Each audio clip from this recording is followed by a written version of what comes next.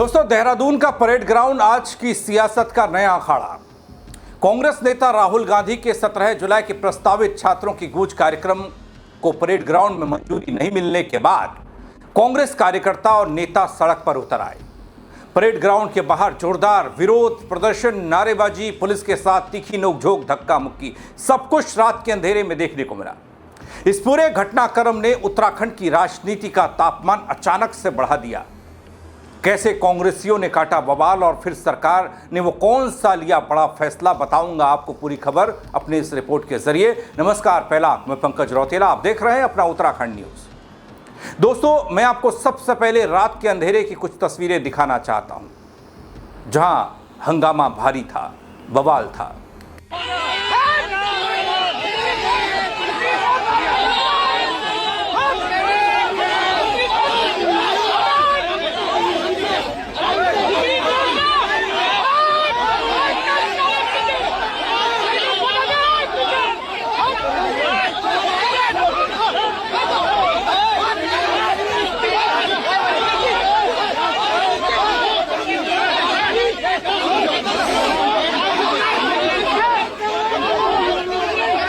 दोस्तों, ये कांग्रेस के वरिष्ठ नेता राहुल गांधी के दौरे से ठीक पहले की तस्वीरें हैं, जहां परेड ग्राउंड में कार्यक्रम की अनुमति नहीं मिलने पर कांग्रेसियों की नाराजगी कुछ इस कदर सड़क पर दिखाई दी।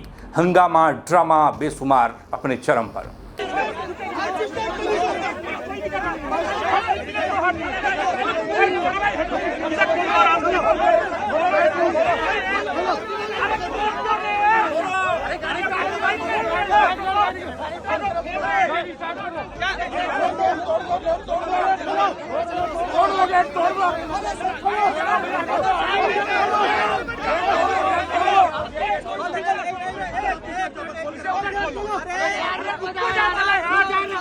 दोस्तों, राहुल गांधी 17 जुलाई को उत्तराखंड दौरे पर आ रहे हैं।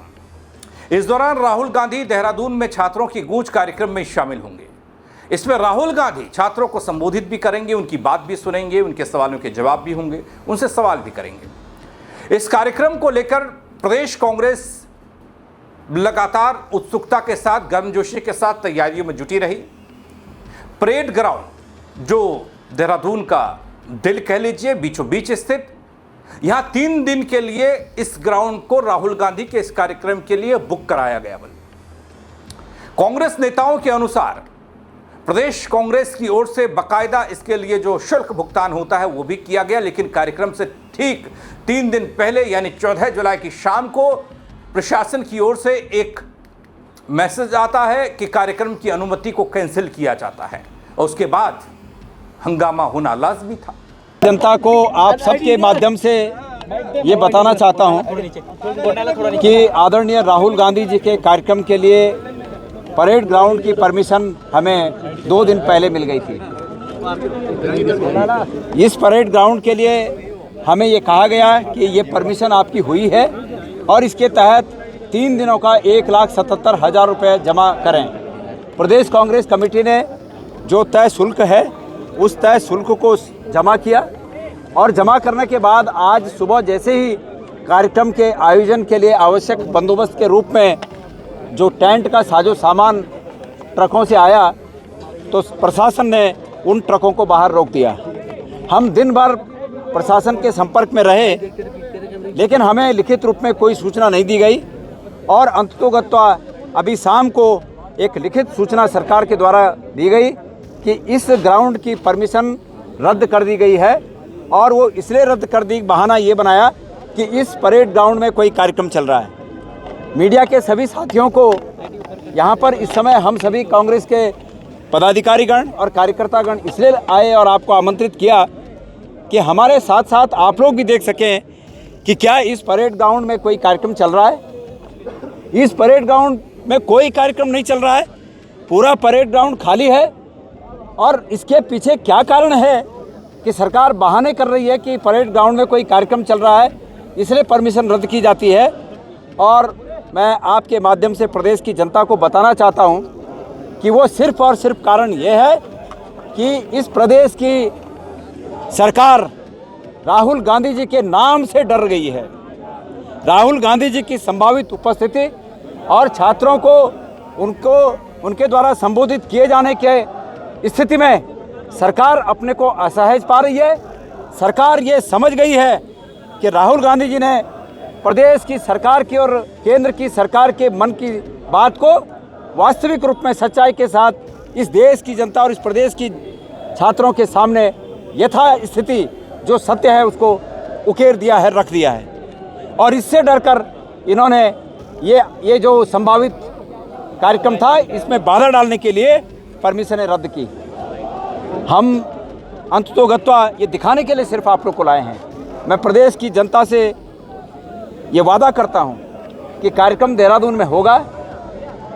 हमें ये कहा गया कि आप अपना कार्यक्रम छोटी जगह पर करें, कम स्थान हमें दिया गया, हम उस कार्यक्रम को करेंगे। बड़ी सी बड़ी संख्या में छात्र जुटेंगे, लेकिन छात्रों के हित में कोई व्यवधान पैदा न हो और कोई इस प्रकार की बात न हो कि हमारा पुलिस से कोई आपस में उलझन है।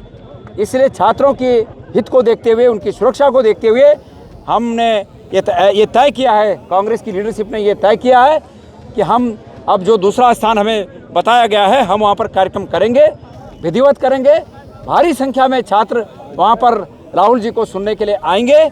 लेकिन ये सरकार ये याद रखे कि जो जुल्म वो विपक्ष पर और इस प्रदेश की जनता पर अपनी तानाशाही के चलते, छात्रों पर जो जुल्म अपनी तानाशाही के चलते ये सरकार जो कर रही है, इस जुल्म को याद रखे और इतिहास अपने को दोहराता है। 1 साल बाद, 6 महीने बाद इस चीज़ से उनको भी रूबरू होना पड़ेगा। जो सितम उन्होंने ढाए हैं उन सितमों के लिए वो भी तैयार रहें। यही मैं मीडिया के माध्यम से आप लोगों को कहना चाहता हूं। धन्यवाद। दोस्तों, गणेश गोदियाल प्रदेश अध्यक्ष कांग्रेस के हैं। बड़ी जिम्मेदारी उनके कंधों पर है कांग्रेस को एक बार फिर से सत्ता के गलियारे तक ले जाने की। और राहुल गांधी के इस दौरे को लेकर भी वो काफी संजीदगी के साथ जुटे रहे। लेकिन वो जब परेड ग्राउंड में अनुमति कैंसिल हुई, परमिशन नहीं मिली, तो कहते हैं कि परेड ग्राउंड में आकर सरकार को आगाह करना चाहते हैं कि वो अपनी हरकतों से बाज आ जाए। इनका पतन शुरू हो चुका है। जहां पर नौजवान खड़ा होता है वहां पर एक लकीर खिंच जाती है। उत्तराखंड राज्य में अब बदलाव की जरूरत है, क्योंकि बीजेपी की सरकार ने प्रदेश को गर्त में डालने का काम किया, आरोप तमाम लगाए, लेकिन फिर भी काम ना आए। वैसे दोस्तों, इस हंगामे के बाद कांग्रेस वालों को देहरादून के बीचों बीच परेड ग्राउंड में तो नहीं, राहुल गांधी के युवा संवाद कार्यक्रम की इजाजत मिली, लेकिन रेसकोर्स में बन्नू स्कूल के मैदान को कार्यक्रम के लिए दे दिया गया। लेकिन हंगामा तमाम, आरोप तमाम। किस तरह देखते हैं ये? देखिए, आज जो है माननीय राहुल गांधी जी का जो कार्यक्रम है, उत्तराखंड के छात्रों की जो गूंज है, केवल नीट का पेपर नहीं है, उत्तराखंड में इतने पेपर लीक हुए हैं पिछले 5 साल में कि आप सोच भी नहीं सकते। चाहे आदिवासी सेवा चयन आयोग हो, चाहे लोक सेवा आयोग हो, सारे पेपर लीक हुए। उत्तराखंड के लोग सपना देखते थे कि मेरे बच्चा पटवारी बनेगा, पुलिस में भर्ती होगा, समीक्षा अधिकारी विधानसभा में बनेगा, सचिवालय में बनेगा।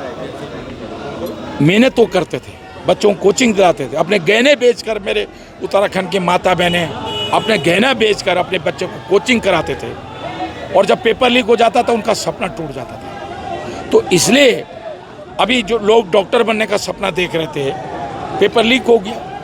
और आज अगर माननीय राहुल गांधी जी उत्तराखंड के और पूरे देश के छात्रों की आवाज़ बनना चाहते हैं, तो जिस तरह उनकी आवाज़ को दबाने के लिए हमको स्वीकृति दी गई, पैसा जमा था, पूरी स्वीकृति दी गई, लेकिन जिस तरह कैंसिल किया गया कार्यक्रम, वो आज इससे कांग्रेस और उत्तराखंड का छात्र, उत्तराखंड देश का छात्र छात्राएं झुकने वाले नहीं।